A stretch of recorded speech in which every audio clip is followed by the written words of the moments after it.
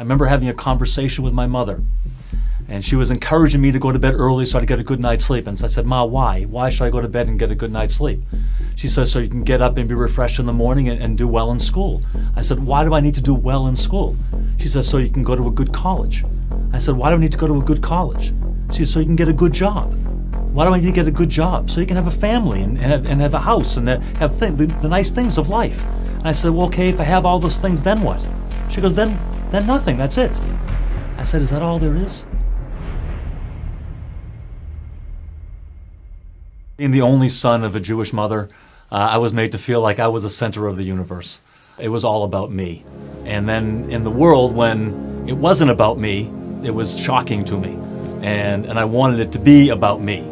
I sought the approval and the affirmation and the confirmation of these things from other people, that in fact it was about me and that I was the center of the universe.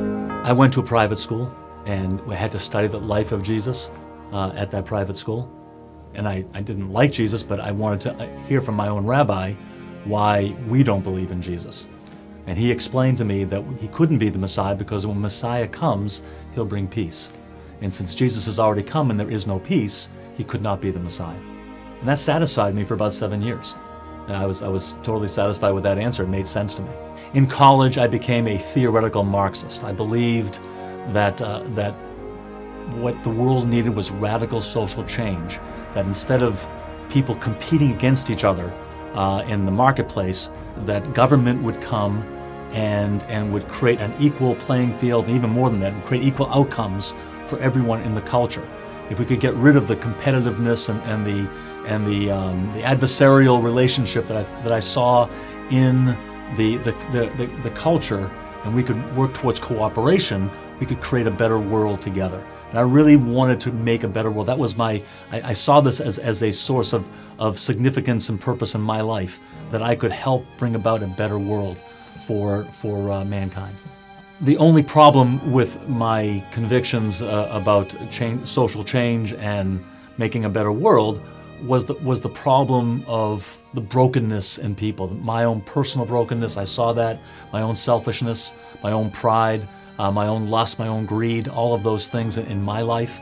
And I saw that in other people. I saw it in the world around me.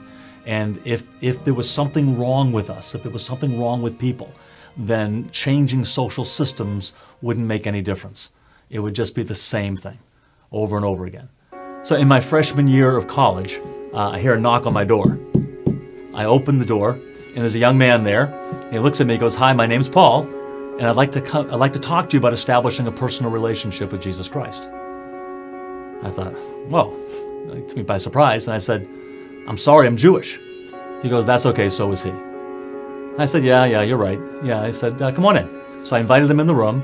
I invited some of my Jewish friends from down the hall to come join us.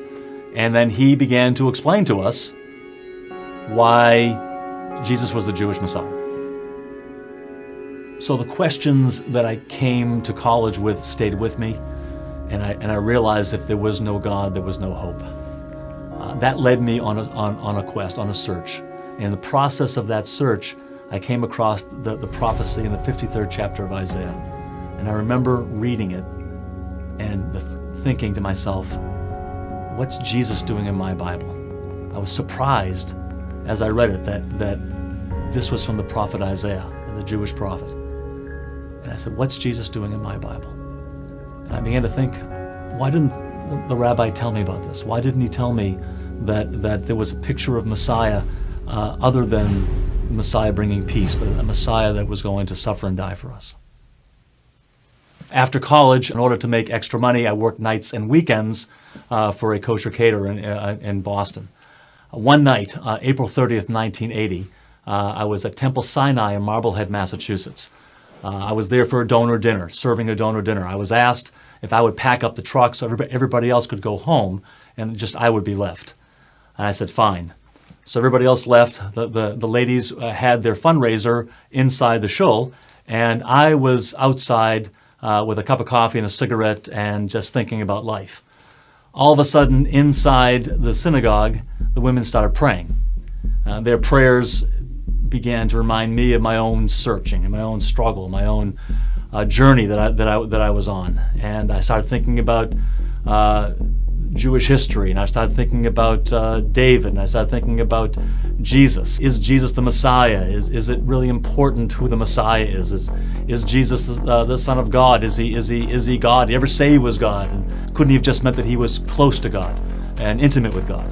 And I said, what difference does that make what the name of God is, as long as we live a good life? And as I'm thinking these things, I'm walking around the temple parking lot, and I get to the end of the parking lot, and I look up, and before me is a gathering of light, and the light forms a figure of a man, and the man is all in light, and he's in front of a cross, not on the cross, but in front of a cross, and it's all brightly illuminated in front of me, about 20 yards away from me, as big as life. And I looked up and I saw the figure, and I said, "Oh my God, it's Jesus Christ." And my hands are shaking, and I'm shaking my head on the way home. Did I really see this? Did I really see this? And it scared me so much, I decided to try to put it out of my mind. So I spent the next couple of weeks just partying and going out to bars and just trying to forget about what had happened. And I did this for a couple of weeks of getting drunk and trying to forget.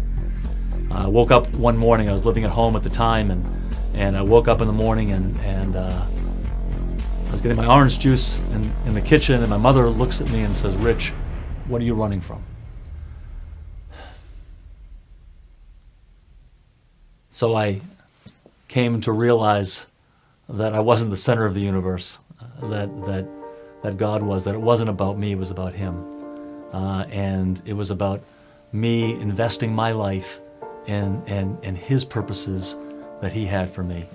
And that gave me such a feeling of meaning and purpose in my life that it was beyond anything that I could have dreamt for. I never thought I'd get the answers. I never thought that those were the kinds of things that there were answers to. But now I realize that there's a God, and that He loves me, and that love sets me free to love and serve others, and love and serve Him. Today I'm married to my beautiful wife Michelle, who happens to be Italian. I thought it was more important to marry a girl that shared my faith in Jesus than it was to marry a Jewish girl. We have three wonderful boys, Joshua 27, Micah 26, and Zach 23. They all have come in their place in their life where they have asked Jesus to be their Messiah and Lord, and they are walking with Him, and so we're very proud of them. Presently I'm teaching as a professor in a graduate school in New York City, and really delight in being able to share my experience and my journey in my life with these young people in the context of a learning environment.